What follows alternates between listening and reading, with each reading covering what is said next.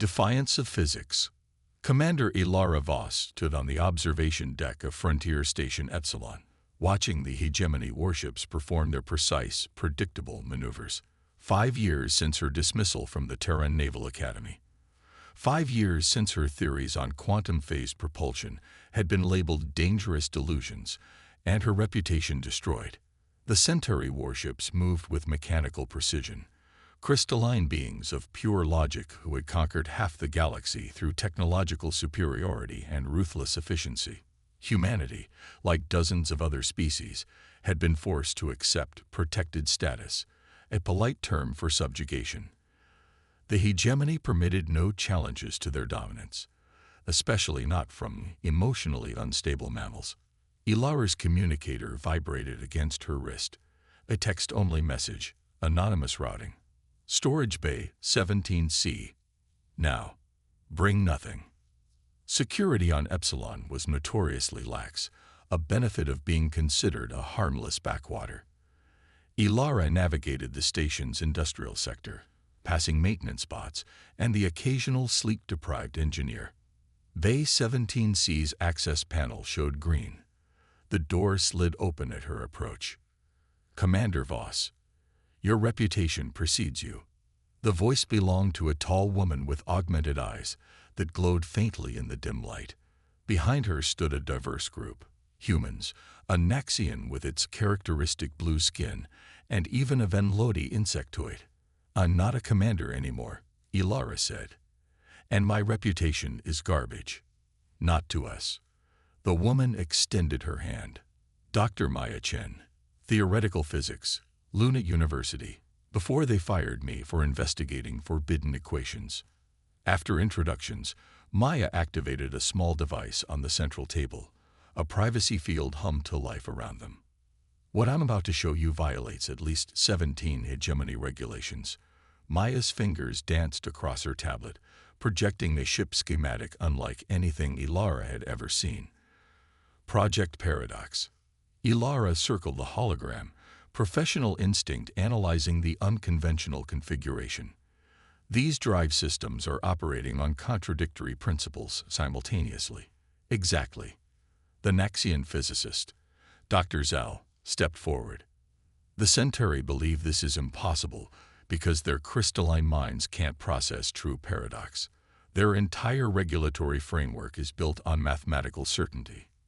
Ilara studied the specifications with growing excitement. Quantum superposition at a macroscopic level. Phase-shifting hull materials. This could outmaneuver any hegemony vessel. If it works, Maya cautioned, the theory is sound, but we're missing a crucial component. She manipulated the hologram to highlight the ship's core. The navigational system requires a pilot capable of embracing contradiction, simultaneously believing in success while preparing for failure. Someone with unusually high tolerance for cognitive dissonance. Everyone was looking at Ilara now. My psych evaluation, she realized. That's why they dismissed me. Not because my theories were wrong, but because the Centauri found my thought patterns disturbing. Maya nodded. We need you, Commander. Not just your theories, but your mind. You have facilities for this. Ilara gestured to the schematic. An abandoned mining outpost in the Kuiper Belt. Materials salvaged and smuggled over years. Engineers and scientists blacklisted by the hegemony. People who think too creatively for Centauri comfort. Ilara's fingers traced the outline of the ship that shouldn't exist. When do we leave? The mining outpost was impressive. A warren of tunnels and chambers carved into a nameless asteroid, powered by cunningly disguised fusion reactors. For 6 months, Ilara worked alongside 24 brilliant minds, each bearing the same haunted look of someone who glimpsed truth and been punished for it. The quantum field manipulator is stabilizing, reported Dr. Chen, adjusting calculations on her display, but we're still seeing variance beyond acceptable parameters. Define acceptable, challenged Chief Engineer Russo, a burly man with burn scars covering his left arm. We're trying to make a ship exist in contradictory states simultaneously. By definition, it shouldn't work. Yet here we are. Ilara said, studying the half-constructed vessel dominating the main fabrication bay. The paradox was taking shape, sleek but strange, its hull composed of materials that seemed to shimmer between states of matter. Ilara had redesigned the neural interface himself, creating a system that would connect directly to human consciousness. "Tomorrow, we begin the neural mapping," Dr. Chen announced. "Ilara, you should rest." But rest was impossible. Ilara walked the perimeter of the fabrication bay, feeling drawn to the impossible ship. In the dim night cycle lighting, the hull seemed to breathe, existing and not existing simultaneously. She placed her hand against the cold metal. "How will you fly?" she whispered. The ship had no answer. "Not yet." "Neural mapping complete," announced Dr. Patel, the team's neurologist. "Commander, your cognitive patterns are remarkable." Ilara sat in the pilot's chair, more throne than seat, surrounded by interfaces unlike any conventional control system. No physical controls, just neural connection points waited to bond with her consciousness. "The integration process will be uncomfortable," Dr. Patel warned. "Your mind will need to adapt to perceiving reality through multiple contradictory frameworks simultaneously." "I'm ready," Ilara said, though her dry mouth suggested otherwise. The neural links activated, and pain exploded behind her eyes. Reality fractured, perception splintering into 1,000 contradictory interpretations. Ilara gasped, fighting the instinct to retreat from the cognitive dissonance. Embrace the contradiction. She couldn't tell if the thought was her own or somehow from the ship itself. Ilara stopped fighting, allowing her mind to expand into the impossible space between certainties. The pain subsided. Around her, the ship hummed with potential energy. "Neural integration stable." Dr. Patel's voice seemed to come from everywhere and nowhere. "Quantum field alignment at 94% and rising." Through the ship's sensors, Ilara perceived the universe in ways no human was meant to see. Probability fields flowed like currents. Quantum fluctuations sparkled like stars. "Engine sequence initiated," Chief Engineer Russo announced. Paradox trembled, existing in multiple states simultaneously. Ilara felt the ship's systems as extensions of her own nervous system. She didn't need to give commands. Intention was enough. "Fly." The ship phased through solid matter, passing through the asteroid chamber as if it weren't there. Outside, in the void of space, Paradox fully awakened. Ilara laughed, exhilarated by the impossible sensation. The ship wasn't traveling through space. It was redefining what space meant around it. Conventional sensors would see contradictory readings. The ship was here, there, nowhere, everywhere. "It works," she whispered, though she knew everyone aboard could hear her through the ship's systems. "It actually works." Through the viewports, which showed both actual space and probability overlays, the dark expanse of the Kuiper Belt stretched before them. "Take us home," Maya said. "To Earth." Ilara smiled. "No. First, we're going to pay a visit to the hegemony." The paradox accelerated, breaking rules of physics that the Centauri had written into law. Against the black canvas of space, a ship that shouldn't exist flew toward a confrontation that would shatter a galactic order. Stars tremble. The hegemony border outpost Sentinel 459 monitored a dull sector of space where nothing interesting ever happened. The Centauri officer on duty, analytical monitor Keltoris, noted with satisfaction that sensor readings showed precisely the expected background radiation and stellar activity, matching predictions with 99.997% accuracy. Until the anomaly appeared. At first, Keltoris assumed it was a sensor malfunction. The readings indicated a vessel approaching at impossible speeds, existing in multiple quantum states simultaneously. Such a thing violated fundamental laws of reality as codified by the hegemony. "Recalibrate all sensors," Keltoris ordered the station's AI. "Sensors functioning within optimal parameters." The AI responded. Anomaly confirmed. Before Keltoris could process this contradiction, The anomaly materialized directly in front of the station. A ship, curved and elegant, its hull shimmering with impossible energies. It existed and didn't exist simultaneously, appearing solid one moment and ghostly the next. "This is Commander Ilara Voss of the Independent Vessel Paradox," came a transmission. "Attention hegemony forces. Your technological supremacy has ended." Kel Taurus's crystalline mind struggled to process what the sensors reported. The anomalous ship was neither accelerating nor stationary. It was both. It emitted energy signatures that contradicted each other. It appeared to be in multiple locations simultaneously. "Impossible," Kel Taurus whispered. "That's the idea," replied the human voice, somehow having heard despite no active communication channel. Kel Taurus initiated defense protocols. Automated weapons systems locked onto the target, or tried to. Targeting computers returned error messages.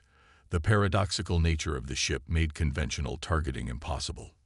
With crystal-perfect precision, the outpost fired energy beams at all possible locations of the vessel. Aboard Paradox, Ilara felt the enemy fire as pressure against her consciousness. Through the ship's systems, she perceived attack vectors as streams of probability.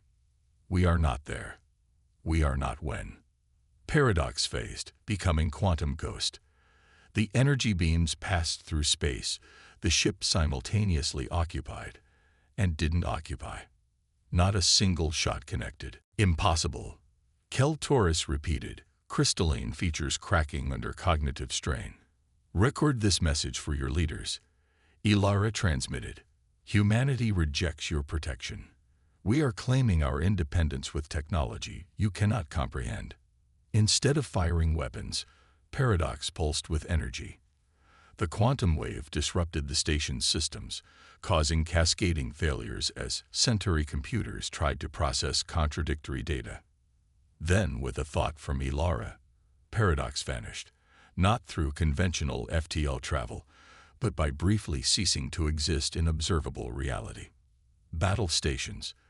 This is not a drill. Admiral Exarchellus, Supreme Commander of the Hegemony's Enforcement Fleet, watched with growing alarm as reports flooded in from across Centauri space. The impossible human vessel had appeared at 17 different locations simultaneously, each separated by light years, and disappeared before response fleets could engage. "The humans have discovered void technology," stated Sub-Commander Vexturin, using the Centauri term for theoretical science considered too dangerous to pursue. "Impossible," Admiral Exarchellus responded automatically. "Their cognitive architecture is too chaotic for such precision." "Yet sensor logs confirm it." Vexturin presented the data. "The vessel exists in quantum superposition. Our weapons cannot lock onto what exists in multiple states simultaneously." The Admiral's crystalline features hardened. "Then we target what cannot change states. Prepare a devastation fleet for Earth. If we cannot destroy their ship, we will destroy its origin point." Through Paradox's perception, Ilara felt the hegemony's movements like ripples in a pond. The massive fleet gathering near Jupiter was hard to miss. 50 capital ships and hundreds of support vessels, enough firepower to reduce Earth's surface to molten slag. "They're moving faster than we anticipated," Maya observed, studying the tactical display. "We've rattled them." "Good," Chief Engineer Rousseau grunted. "Let them taste fear for once." But Ilara felt the weight of responsibility. Their demonstration of Paradox's capabilities had provoked the response they'd hoped for, proving the Centauri could be frightened. But now billions of lives hung in the balance. "We can't defeat them conventionally," Ilara said. "Even Paradox can't destroy 50 capital ships." "We don't need to destroy them." Dr. Zal, the Naxian physicist, moved his blue fingers through the holographic display. "We need to break them." The plan they formulated was audacious. While the hegemony fleet approached Earth, Paradox would strike at the heart of Centauri space, the central coordination nexus, where the crystalline logic of the entire empire was synchronized and maintained. The nexus is the most heavily defended location in the galaxy, Maya warned. Ilara smiled. Conventional defenses can't touch us.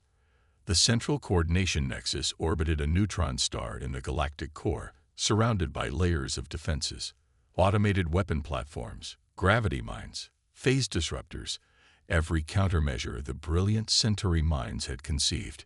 None of them designed to stop a ship that shouldn't exist. Paradox phased into reality directly within the Nexus's inner sanctum.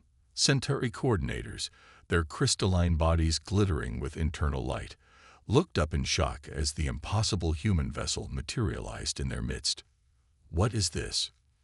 demanded Sovereign Coordinator Velix, the effective ruler of the hegemony. Ilara didn't bother with verbal communication. Through Paradox's systems, she broadcast directly into the Nexus's control matrices, not attacking, revealing. The complete schematics for Paradox, the equations that made it possible, the fundamental truth the Centauri had denied. That contradiction could be a source of strength rather than weakness. Around her, Centauri minds began to fracture as they confronted Paradox directly. Their perfect logical structures, incapable of embracing contradiction, started breaking down. "Stop," Velix commanded, his crystalline form developing cracks as his mind struggled with the impossible data. "You can stop this," Ilara transmitted. "Recall your fleet from Earth. Acknowledge the independence of all subjugated species.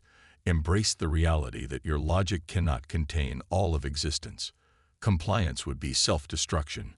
Velix struggled to maintain coherence. "Our minds cannot process these contradictions." "Then evolve," Ilara challenged, "or watch your empire crumble against forces you refuse to understand." The standoff lasted 17 excruciating minutes. Through Paradox, Ilara felt the Centauri consciousness training, fragmenting, then, remarkably, beginning to adapt. "Cease transmission," Velix finally ordered, voice steady but changed. "Fleet recall codes transmitted. We request negotiation." 1 year later, Ilara stood on the observation deck of the newly constructed Harmony Station, watching ships from dozens of species dock and depart. The Centauri were still present, but as equals now, not overlords. Their crystalline forms had evolved, incorporating organic elements that allowed them to process contradiction without fracturing. The Paradox Protocol has been shared with representatives from all member worlds, Maya reported, joining Ilara at the viewport. "With safeguards, of course." Ilara nodded. The technology that had freed humanity from Centauri domination was too powerful to hoard. With proper guidance, it would transform galactic civilization. "And the new ships?" she asked. "The first 5 quantum phase vessels will launch next month. The Centauri have contributed design improvements. Turns out once they got past their cognitive blocks, they're quite innovative." Beyond the viewport, Paradox floated in its docking bay, still shimmering with impossible energies. The ship that shouldn't exist, and yet had changed everything. "What next for you, Commander?" Maya asked. Ilara smiled. "There's a lot of galaxy we haven't seen yet, and I've got a ship that's eager to explore it." In the distance, stars beckoned, no longer threatened by human innovation, but illuminated by it. End.